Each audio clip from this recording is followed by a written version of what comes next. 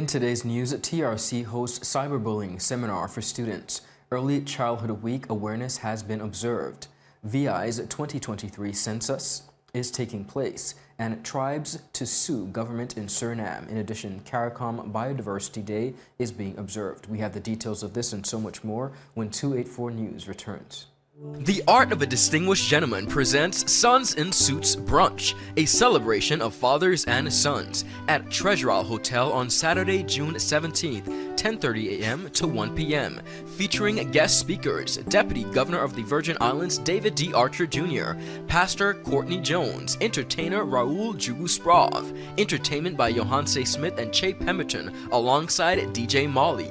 Tickets are $75 for a father and son duo and $40 single tickets. Fun, food, fellowship, and fatherhood. Lots of giveaways included. Ticket outlets are CCT flagship stores on Tortola and Virgin Gorda.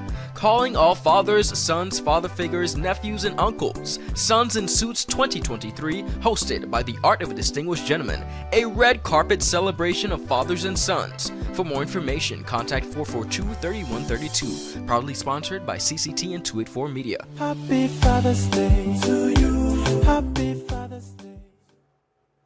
Hello everyone, it is Tuesday, May 23rd, 2023. Welcome to this edition of 284 News. I'm Ron Grant, bringing you the latest out of Tortola in the Virgin Islands. Happy Tuesday to each and every one of you. Thank you so much for joining us.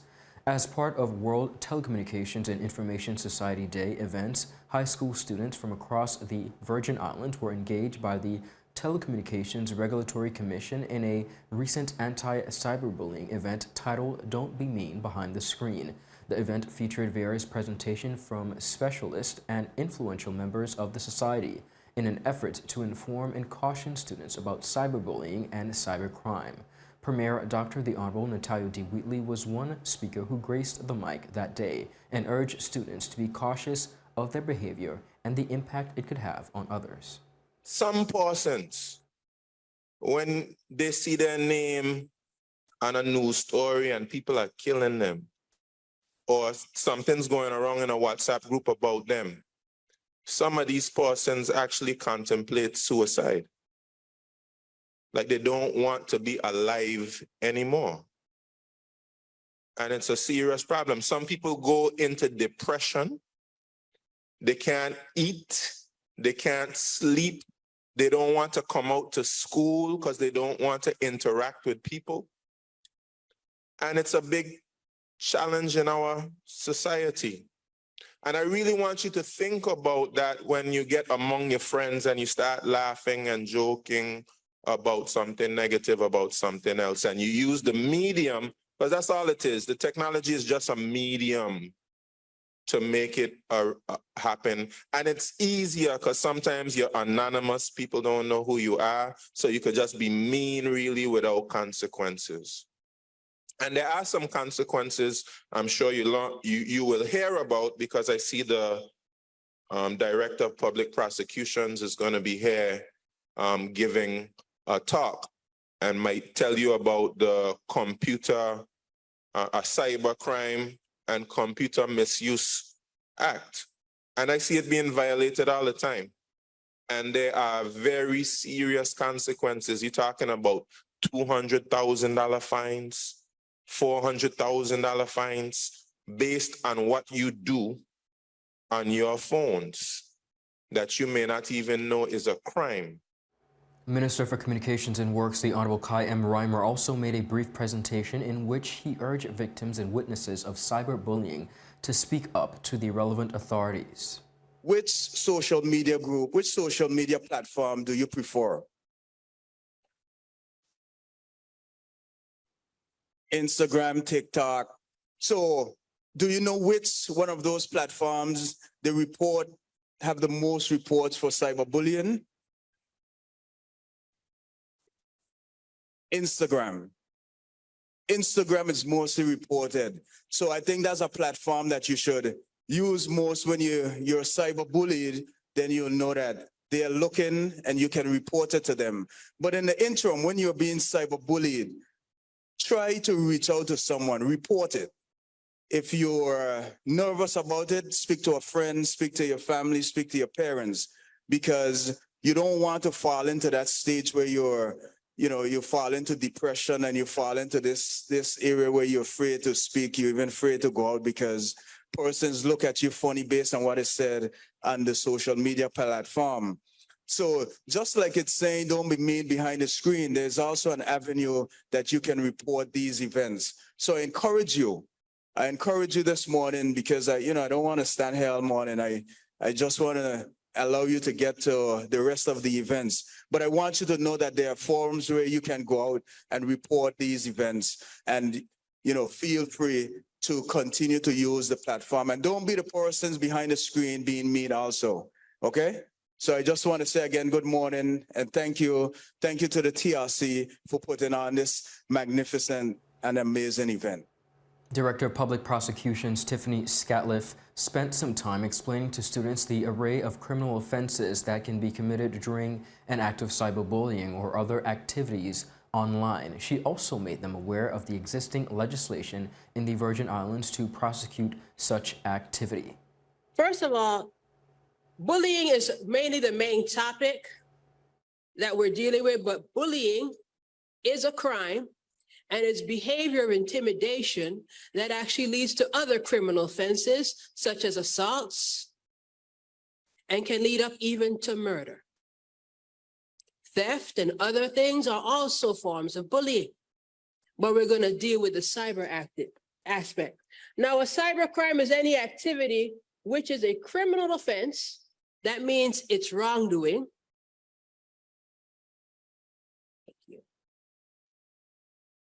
That is wrongdoing, and that it's used using a computer, your smartphone, network, or the internet.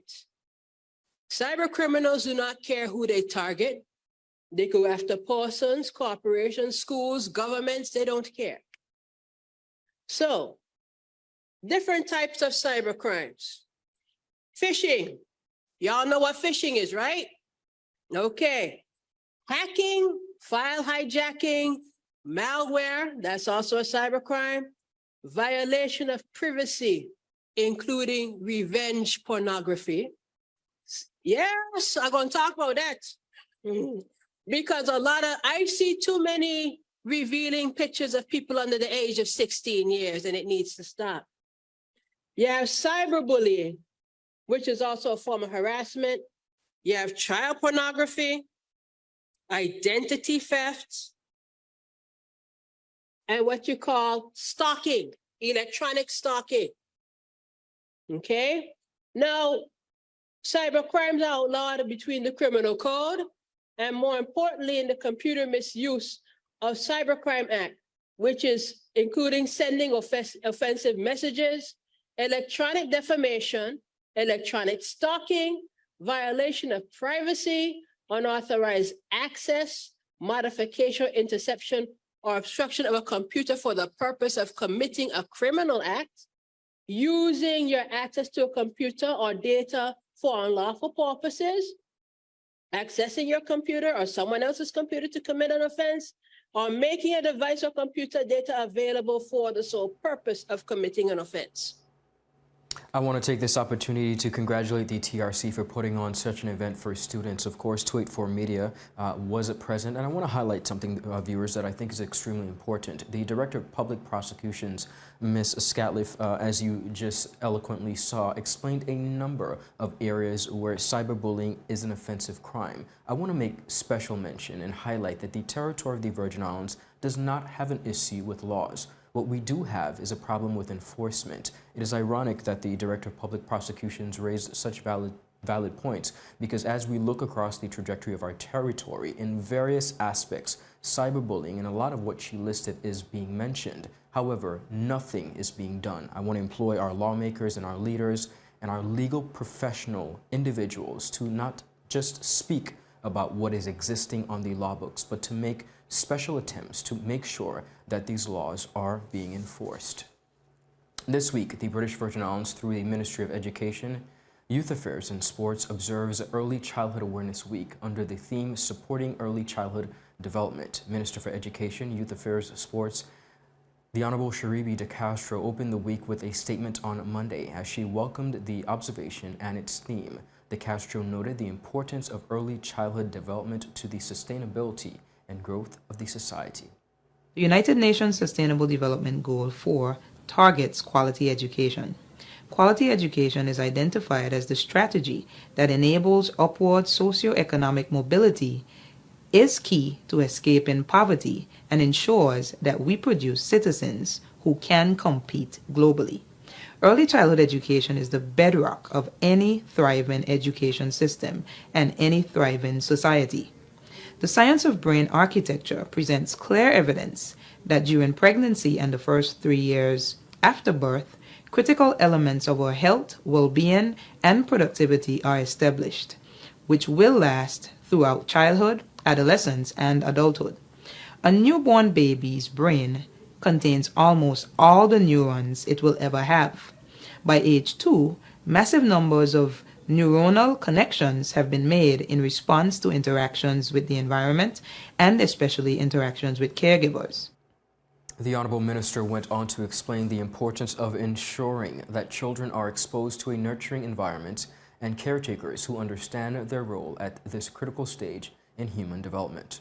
Interactions with the environment and interactions with caregivers are two key concepts proven to have significant impact on the development of the brain during the early childhood stages.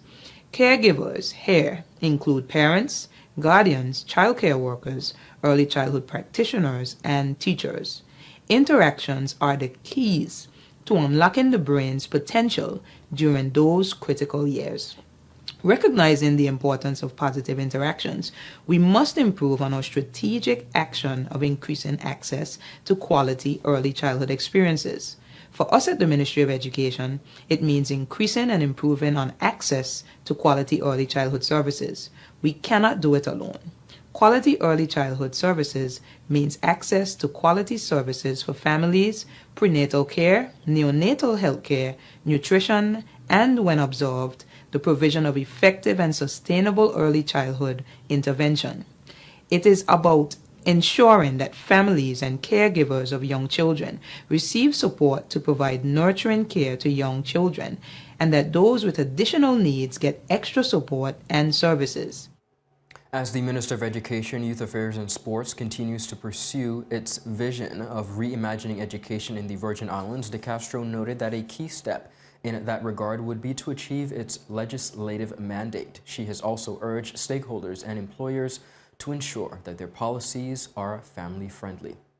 We already have early childhood regulations and standards for those regulations in place. We are currently working to finalize a comprehensive policy for early childhood care and education.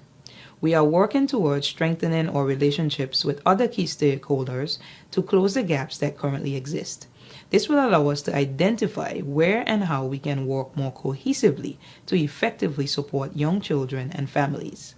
As Minister for Education, I encourage all stakeholders to review current policies and practices to ensure that they are family-friendly and that more child-friendly spaces are created. At the Ministry, we will be working more closely with early childhood center providers to identify and implement ideas to enhance the programs being offered while supporting the universal implementation of developmentally appropriate practices. The Ministry is collaborating with the Institute of Education at the H. Lively Stout Community College to provide training and continuous professional development for early childhood practitioners. Throughout this week, the Ministry is undertaking various activities to get the community involved and informed in an effort. Now, members of the public are, of course, encouraged to participate. Viewers, when we return, we have a lot more local news. We'll be right back after a quick commercial break. When you're in need of air conditioning, installation, repairs, or replacement services, Markinson Air Conditioning and Refrigeration has the professional technicians, equipment, parts, and ACs to get the job done right.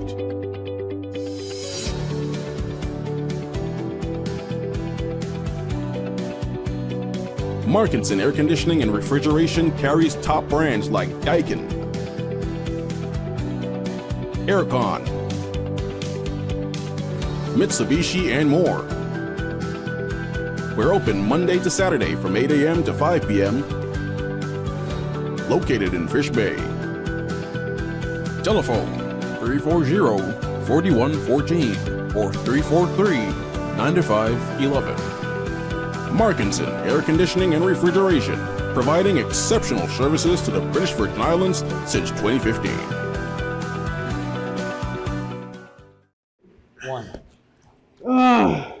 Yep, that's me. You're probably wondering how I got here. My name is Kamal Haynes. Most of you know me from 284 News, but now you get to see me in a different light on my very own show called Health is Wealth. We have Joel Turnbull. I don't want you to arch your back when you're pulling down. Milton McLean. First of all, right, your footwork. Stephen Payne. That was a 9 out of 10. I know you got the service down pat. Steve Augustine. You did a pretty hard workout today, so perhaps... And as you can see, it's actually you're feeling it. Lonzo Boynes. Taekwondo. Adam Burrows. I'll speak as if you're an absolute beginner. I am an absolute beginner. You are an absolute beginner. And Seth Graham. It bites. It will bite. Get your water, get your fruits and veggies, and experience a wealth of knowledge about getting healthy.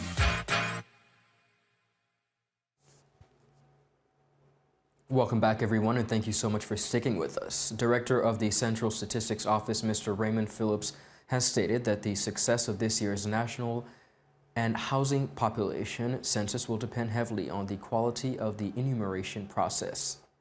Mr. Phillips and the enumerators play the most important role, he said, in the conducting of the census exercise, and that the success of the exercise hinges on their ability to effectively execute the job. Take a look at this report. Mr. Phillips said enumerators play the most important role in the conduct of the census exercise, and that the success of the exercise hinges on their ability to effectively execute the job. He said, and I quote, "As the faces of the census project, enumerators will be tasked with ensuring that respondents are comfortable through applying the skills that will be garnered during the mandatory training sessions," said the director. He also added, and I quote, "Enumerators are also required to demonstrate keen knowledge with the enumeration district to which they are assigned. Prior to the exercise, enumerators must submit an approach strategy which will serve as a guide for operating effectively in their respective districts. Enumerators have many responsibilities and must meet the following requirements when conducting interviews: dress appropriately, identify themselves before enumeration, be able to articulate the importance of the census, assure respondents that all answers would be kept in the strictest of confidence, be courteous and polite in their interactions with the respondents, be familiar with the questions and their corresponding answers, not interrupt the respondents when they are responding, be able to offer clarification where necessary, exercise patience, always do not rush the respondents to answer, not make utterances or gestures that would lead to the answers to questions, not in any way indicate surprise or disbelief of any answer given, and finally express gratitude for the respondent's time and cooperation before, during, and after the enumeration. Mr. Phillip, while outlining the details of remuneration in light of the upcoming population and housing census, stated that the remuneration rate for the census is $9 per unit, with the housing part of the questionnaire represents 1 unit, and 1 individual living in the household represents an additional unit. He also explained that the average household size in the Virgin Islands is 3 persons per household. Therefore, each household on average has 4 units. In other words, 1 housing in addition to 3 persons, equating to $36 on average per household. In offering details about the duration of the exercise, Mr. Phillips said the duration of enumeration is set at a 6 months period with the absence of disruptions and the right approach to the exercise. Enumeration could take around 2 months, which is 13 households a week, to complete an enumeration district. The director stated, and I quote, "As it relates to transportation cost, an additional $4 will be allocated for each household. This," he said, "brings the total to $40 to enumerate a typical household. The estimated time to complete the data collection process per household will vary depending on the amount of occupants within that household. Each enumerator is assigned to districts that contain approximately 100 households. The Central Statistics Office say they are committed to gathering and producing accurate information that will inform evidence-based decisions and policies to improve the socio-economic conditions within the Virgin Islands. Native Amerindians in Suriname have continued in their fight against what their representatives have described as marginalization and deprivation and lack of respect, as well as recognition of their due rights, by seeking legal action against the government of Suriname. Take a look at this report.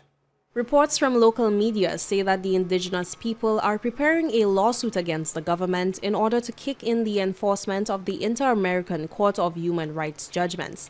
One group which represents their interests, the Association of Indigenous Village Heads in Suriname, has also accused the government of attempting to trick the indigenous community with promises made during a meeting which followed the May 2nd protests. The association said that while the tribes did want to continue discussions, they have determined that they can no longer rely on the government to hold up its end of commitments. It has not been publicly revealed yet whether the lawsuit will be brought to a local court or to an international tribunal.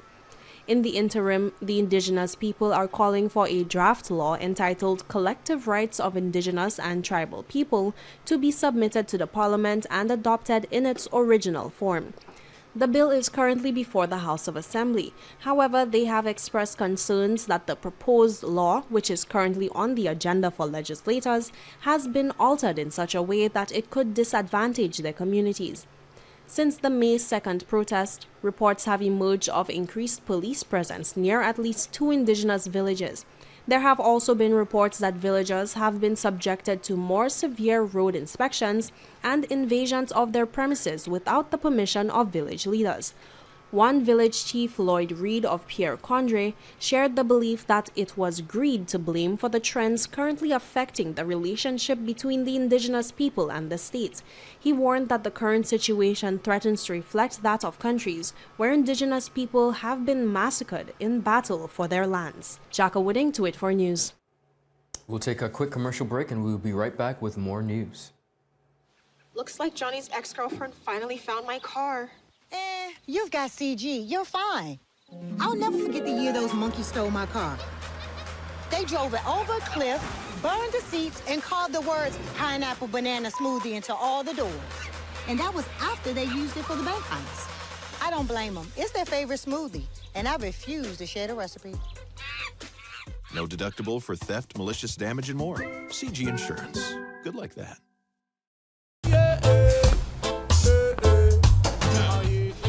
Father Jesus, that line here long like church service. Alright, you enjoy the rest of it then. Next customer line, please. Wait, hold on a second. Yes, Sonny boy, come, yes, Sonny. Good morning. Good morning, Sonny boy. Over there. You must have cut fun to people. It's okay, I'll take care of it. What? No man to take care of me. How may I assist you? Yes. You want top of power? You want top of power? Join the prepaid party with CCT and enjoy more affordable data plans, more top-up promotions, more savings with hero bundles, and more value for your money each and every Tuesday with Top Up Turn Up Tuesday. Visit a CCT store today or anywhere CCT Top Up is sold and top up your phone. 5, 10, 15, 20, 25, 30. You want top up power? Rashford made it. Manchester United have come from behind to lead. At home or on the go, watch CCT Live. Download our app and carry your favorite TV shows, news, or live sports anywhere you go. Visit cctbvi.com/live. Select your package and tune in. Welcome back, everyone, and thank you so much for sticking with us. On to the final leg of our newscast. The Caribbean community, CARICOM, recently joined the international community in celebration of International Day of Biological Diversity. The organization marked the occasion with a message from its secretariat on the importance of biodiversity and action to protect it in the Caribbean and wider world. Take a look at this report. This year's global celebrations bring a renewed sense of hope with the adoption of the Kunming-Montreal Global Biodiversity Framework at the 15th Conference of Parties to the UN Convention on Biological Diversity, which was signed on the 19th of December 2022 by 196 nations. This landmark achievement produced this year's theme, From Agreement to Action, Build Back Biodiversity. Now that the Kunming-Montreal Global Biodiversity Framework has been approved, quick action on implementation is expected. Biological diversity is often understood in terms of the wide variety of plants, animals, and microorganisms. It also includes genetic differences within each species, for example, between varieties of crops and breeds of livestock, and the variety of ecosystems, forests, oceans, rivers, that host multiple kinds of interactions among their members, being humans, plants, or animals. Biological diversity resources are the pillars upon which we build civilizations. Fish provide 20% of animal protein to about 3 billion people. Over 80% of the human diet is provided by plants. As many as 80% of people living in rural areas in developing countries rely on traditional plant-based medicines for basic health care. But loss of biodiversity threatens all, including our health. It has been proven that biodiversity loss could expand diseases transmitted from animals to humans. On the other hand, rich and intact biodiversity offers excellent solutions to fight against pandemics like those caused by coronaviruses. While there is a growing recognition that biological diversity is a global asset of tremendous value to future generations, the number of species is being significantly reduced by certain human activities. Given the importance of public education and awareness about this issue, the Caribbean Community Secretariat joins the regional and international community in celebration of International Day for Biological Diversity. The Caribbean community region's rich biodiversity remains the answer to several sustainable development challenges. Its conservation and sustainable use requires a whole of government and whole of society approach. The new global targets aim to restore and conserve at least 30% of our lands, waters, coastal areas, and oceans, cut global food waste in half, and significantly reduce overconsumption and waste generation. Mobilize more than $200 billion per year in domestic and international biodiversity-related funding from all sources, and ensure gender equality in the implementation of the framework so that women and girls have equal opportunity and capacity. CARICOM has a part to play in halting and reversing the loss of biodiversity. Governments have committed to implement national and sub-national policies to align with the global targets and goals. There is also a role for businesses to assess impacts and implement sustainable practices. Society will need to examine practical means to change our consumption habits, to reduce waste, and include dietary variety. We all need to talk about biodiversity.